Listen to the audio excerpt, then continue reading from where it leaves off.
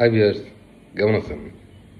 আজকে আপনাদেরকে একটা গল্প শোনাবো। বিকজ অফ আমি খুব চিল মুডে আছি, চিল মুড। যদিও গল্পটা আমি আহ, প্রায় 40 বছর আগে শুনেছি। 40 বছর পরে আজকে গল্পটা বলবো আপনাদের। হ্যাঁ, সেই গল্প বিশাল মজা পাবেন। এই কারণে একটু চাকা চিল চিল চিল মানে কি বলে জোশ লাগতেছে। আসলে আপনারা একটু খান। চিয়ার্স। একজন মুঘল সম্রাট ছিল, বিশাল ক্ষমতার অধিকারী। বিশাল মুঘল সম্রাট মানে তো বুঝছেন, ভারতবর্ষের মুঘল সম্রাট, চারটিখানি কথা না কিন্তু।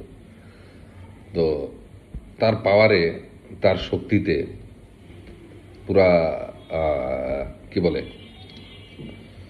পুরা ভারতবর্ষ কাঁপত। হুম, বাঘে মহিষ একসাথে পানি খেত। তো তার একটা ছোট্ট ছেলে ছিল, বাচ্চা ছিল। তো সে তার বাচ্চাকে পড়ালেখা করাবে। তো পড়ালেখা করানোর জন্য সে একজন টিচার নিয়োগ করে। তখনকার সময় ভারতবর্ষের মোটামুটি একজন জ্ঞানী লোক। হুম, কারণ রাজার ছেলে পড়বে, একটা ব্যাপার ব্যাপার স্যাপার আছে না, সম্রাটের ছেলে, হুম, মহারাজা। তো ও পড়বে।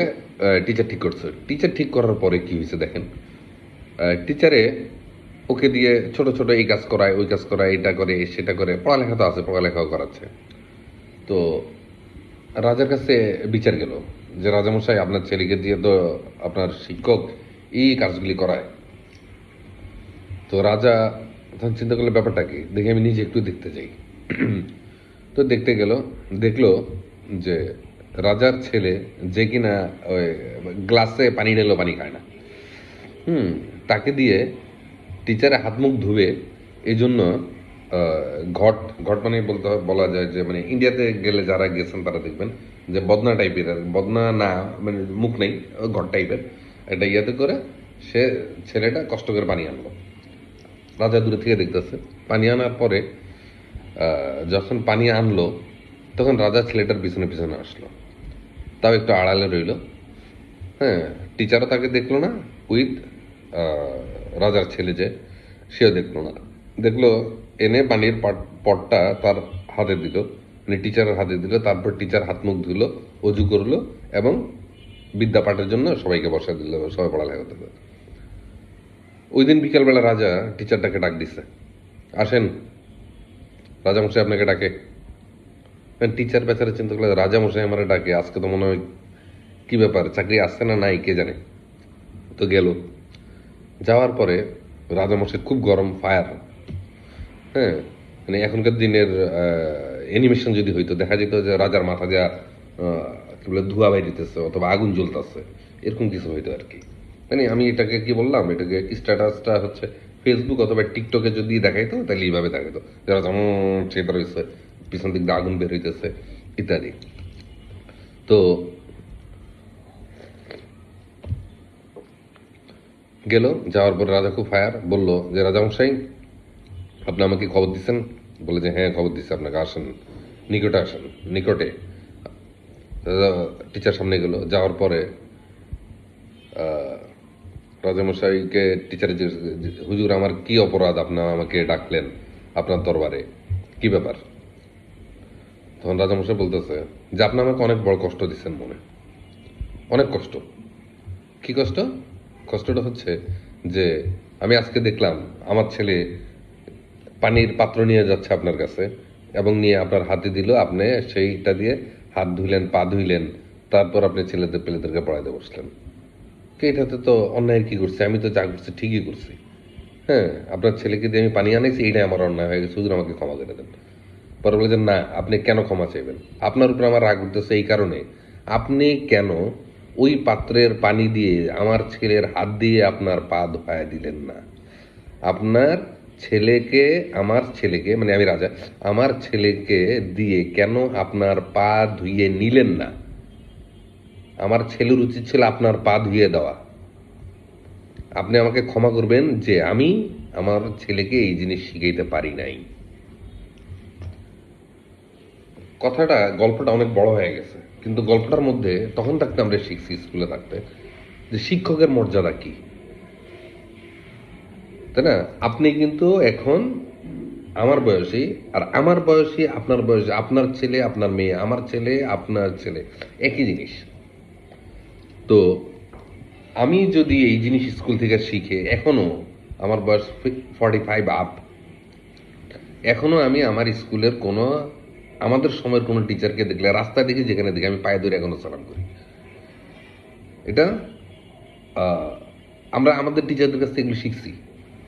অথচ আমাদেরই ছেলেরা, আমাদেরই মেয়েরা টিচারদেরকে গলায় জুতার মালা পরাইতেছে, জামা কাপড় খুলে দিতেছে, টিচাররা এসে ছাত্রদের পায়ে চায় ধোয়া মাপ চাইতে হয়। এই লজ্জা কই রাখবেন আপনি? আপনার আপনার কোনো পড়ালেখা হয়েছে না? আমার পড়ালেখা হয়েছে? লজ্জা আমাদের নিজেদের গলা নিজেদের কেটে ফেলা উচিত,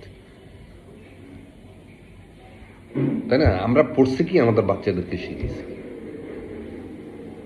এই জাতি কত বড় নির্লজ্জ, কত বড় কত বড় কত বড় নির্লজ্জ জাতি, যে আজকে ছাত্রদের কারণে, ছাত্রদের কারণে আপনি স্বাধীনতা পাইছেন, বাঁশ দিয়ে দিব, বাঁশ। স্বাধীনতা, দেশটার ধ্বংস হয়ে গেছে, ধ্বংস, দেশটা ধ্বংস হয়ে যেতেছে। সবে মাত্র কি হয়েছে? শিক্ষা ব্যবস্থা ধ্বংস হয়েছে। ওই যে কালকে বলছিলাম না একটা কথা, ব্রিটিশরা সবার আগে এই দেশের শিক্ষা ব্যবস্থা, এই দেশের শিক্ষা ব্যবস্থাকে ধ্বংস করে। এখন বহিরাগত শক্তিরা সবার আগে এই দেশের শিক্ষা ব্যবস্থাকে ধ্বংস করার জন্য পুরা লাগছে, এবং মোটামুটি শেষ।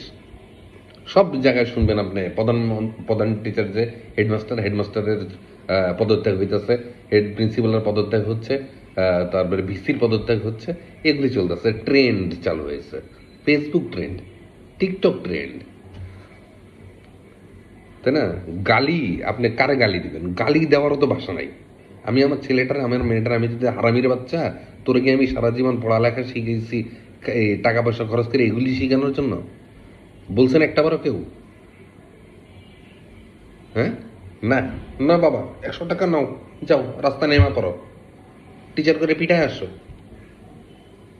আমরা নিজেরাই শিক্ষা ব্যবস্থাকে ধ্বংস করার জন্য মূল দায়ী আমরা।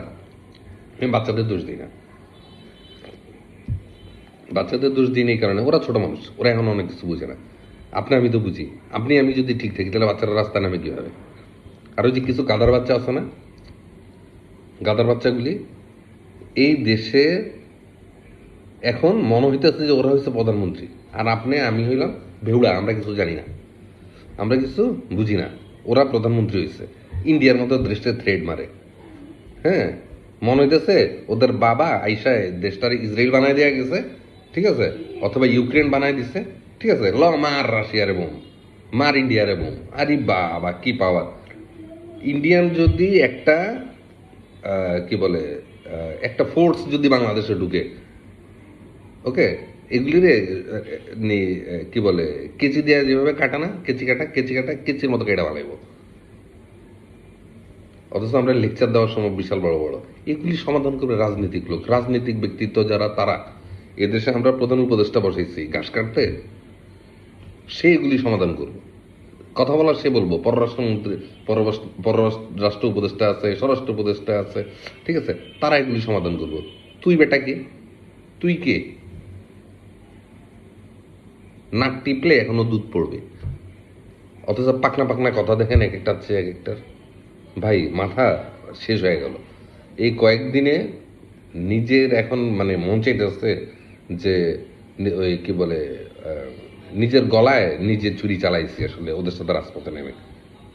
খামাখা ভাই, খামাখা। দেশটা যে আসলে আগে চিন্তা করিনি, এখন দেখতে পাচ্ছি যে ইউএস এর প্ল্যানটা কি। এবং আমি আজকে বলে দিয়ে যেতেছি আপনাদেরকে, এই পুরাটা গেম ইউএস এর, এবং এই যে যারা আছে এরা সবাই হলো গিয়ে ইউএস এর এজেন্ট, ঠিক আছে? এরা কোনো বাংলাদেশের এজেন্ট না, বাংলাদেশের মানুষ না, বাঙালির বাচ্চা না এরা, এরা বাঙালির বাচ্চা হইতে পারে না। তো মনে রাখবেন, অনেক কথা বললাম, কিছু মনে করেন না। যারা মনে কষ্ট পাইছেন তারা ক্ষমা সুন্দর দৃষ্টিতে দেখবেন।